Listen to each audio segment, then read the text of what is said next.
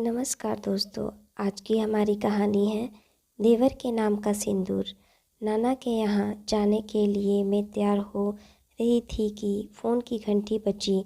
एक तो पहले से ही देर हो रही थी, ऊपर से यह फ़ोन।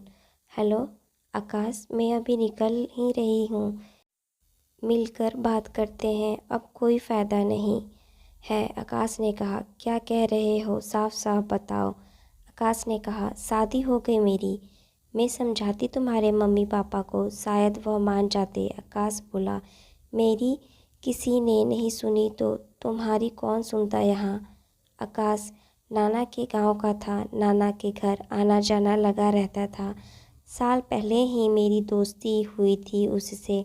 हर खुशी और गम में मुझे याद करता।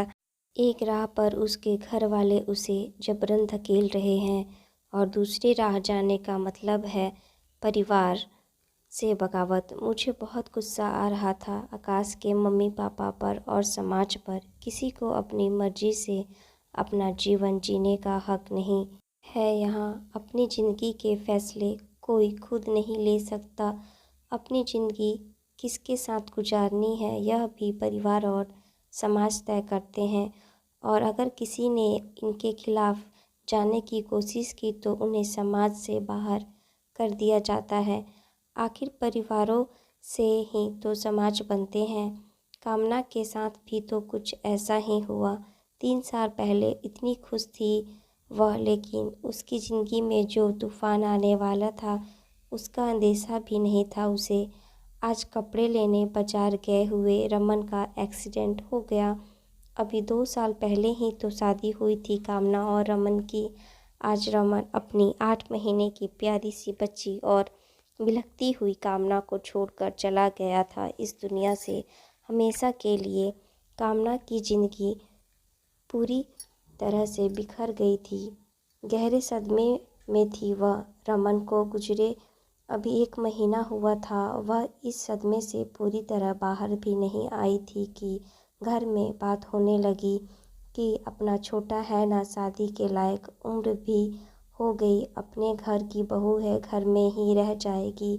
बात कामना तक पहुंची। उसे बहुत झटका लगा। क्या मुझे इतना भी हक नहीं कि मैं कुछ दिन रमन की यादों के साथ गुजार सकूं? कितनी जल्दी लगी है इन्हें। और कुणाल के साथ वह भी पूरी ज़िंदगी? नहीं, यह नहीं कर सकती मैं। सब तो जानते हैं कैसे अमारा घूमता रहता है, कितनी लड़कियों के साथ अफेयर चलता है इसका, सबको पता है। वैसे भी भाभी हूँ इसकी। 2 साल हो गए मुझे इस घर में आए हुए, कभी सीधे मुंह बात नहीं की मुझसे। फिर सारी ज़िंदगी कैसे काट लेगा मेरे साथ। हो सकता है कुणाल खुद ही इनकार कर दे इस रिश्ते के लिए, नहीं तो मैं तो कर ही दूंगी मना। वह यही सोच रही थी कि उसके मम्मी पापा आ गए। कामना के ससुर कमल सिंह सुलझे विचारों के इंसान थे। कामना के माता पिता की राय लेना जरूरी समझा तो उन्हें भी बुला लिया यहाँ। देखा मम्मी, सुना आपने क्या कह रहे हैं यह लोग। मेरी और देवर कुणाल की शादी कराना चाहते हैं, कामना ने कहा। हाँ सुना मैंने सब, पर इसमें गलत क्या है। कामना, जब कुणाल पर जिम्मेदारी आएगी तो वह भी संभल जाएगा, कामना की मम्मी ने कहा। जो भी हो मम्मी, पर मुझे कुणाल के साथ शादी नहीं करनी, कामना ने साफ इनकार करते हुए गुस्से में कहा। क्यों नहीं करनी तुम्हें शादी? इतने दिनों में क्या परेशानी हुई तुझे यहाँ? अच्छा भला खानदानी घर है और सास ससुर कितने सीधे साधे हैं। घर की डोर तेरे हाथ में ही है, कुछ नहीं, बस एक पति ही तो बदलना है। अब तेरी किस्मत यही चाहती है तो किसी का क्या कसूर। और एक बात मेरी कान खोल कर सुन ले तू, एक विधवा को कोई जमीन जायदाद और कोठी वाला घर नहीं मिलता, समझी तू? कामना की मम्मी ने समझाते हुए कहा। और ना ही हमारी इतनी औकात है कि तेरा दोबारा धूमधाम से शादी कर सके। इसलिए तू कुछ नहीं बोलेगी, तेरी तरफ से हाँ है। कामना खूब रोई, कहती भी तो किसे अपने दिल की बात। कोई सुनने वाला नहीं था यहाँ। बेशक कामना के सास ससुर ज़बरदस्ती उस पर यह रिश्ता नहीं थोप रहे थे, पर चाहते तो वह भी यही थे कि कुणाल और कामना का घर बस जाए। कामना को कुछ समझ नहीं आया तो उसने मुझे फ़ोन किया। हेलो कामना, कैसी हो तुम? तुझे पता है मेरी शादी मेरे देवर कुणाल के साथ होने जा रही है। मैं एक बार सचिन से बात करना चाहती हूँ। उसने अभी तक शादी नहीं की है। मुझे यकीन है कि वह मुझे आज भी अपना लेगा। कामना ने रोते हुए कहा, बदकिस्मती से ही सही मुझे एक मौका मिला है सचिन को पाने का। मैं अब की बार चुप नहीं रहूँगी।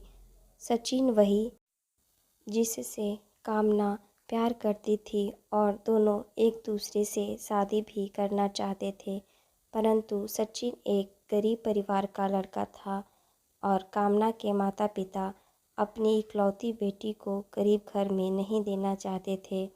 मम्मी मेरी बात नहीं सुनेगी, मैं चाहती हूँ कि आपसे बात कर ले। मैंने कहा ठीक है, मैं बात करती हूँ। मैंने फ़ोन लगाया। हेलो आंटी, कैसी हो? मैं कामना की सहेली बोल रही हूँ। आंटी, सचिन एक अच्छा लड़का है, जल्द ही उसकी जॉब लग जाएगी और कामना से बहुत प्यार करता है। अभी तक शादी भी नहीं की उसने। वह ज़रूर कामना से शादी करने के लिए तैयार हो जाएगा। आंटी ने कहा, प्यार से पेट नहीं भरता बेटा, और उसकी शादी हो नहीं रही तो इसका मतलब यह नहीं कि वह कामना के इंतज़ार में बैठा है। मैंने जितना समझा था उतना आसान नहीं था कामना की मम्मी को मनाना। फिर भी मैंने एक कोशिश और की। देखिए आंटी, आप पहले भी गलती कर चुके हैं, अब दोबारा मत कीजिए। कामना सचिन के साथ खुश रहेगी, फिर क्यों आप ज़बरदस्ती उसे इस रिश्ते में बांध रहे हैं? कोई ज़बरदस्ती नहीं, कामना की इच्छा से हो रहा है यह सब। हमारी बेटी के लिए क्या सही है क्या गलत हमें पता है। तू एक विधवा की ज़िंदगी का फैसला क्या करेगी? मैंने भी फ़ोन रख दिया। आखिरकार कामना को भी उसकी मर्ज़ी के खिलाफ़ उसके देवर कुणाल से शादी करनी पड़ी। मैं कुछ नहीं कर सकी। आकाश के साथ भी ऐसा ही हुआ। 6 महीने पहले ही बता रहा था मुझे कि मैं और सीमा घर वालों से बात करके शादी कर लेंगे। कितना खुश था वह। फिर क्या, कुछ दिन बाद ही उसके भाई की मौत हो गई। भाभी 7 महीने की प्रेग्नेंट थी। घर वालों के पास एक आखिरी निशानी बची थी अपने बेटे की, वह अजन्मा बच्चा। उन्होंने एक उम्मीद बांध ली थी आकाश से। ना चाहते हुए भी उसे उसकी भाभी का पल्लू थमा दिया गया। मैं यह तो नहीं कहती कि यह प्रथा बिल्कुल गलत है, मगर देवर भाभी का रिश्ता ऐसे मोड़ पर आ जाए और दोनों की रजामंदी हो, दोनों साथ ज़िंदगी बिताना चाहते हों, तो कुछ भी गलत नहीं। गलत है तो उनकी इच्छा के विरुद्ध जाकर उन्हें इस रिश्ते में बांधना। हमारे समाज में अब भी यही होता है। अगर पति की मृत्यु हो गई तो देवर से शादी करा दी जाती है, और यदि पत्नी की मृत्यु हो गई तो साली के साथ विवाह करा दिया जाता है। पर क्या सभी विवाह रजामंदी से होते हैं? आप सभी का धन्यवाद।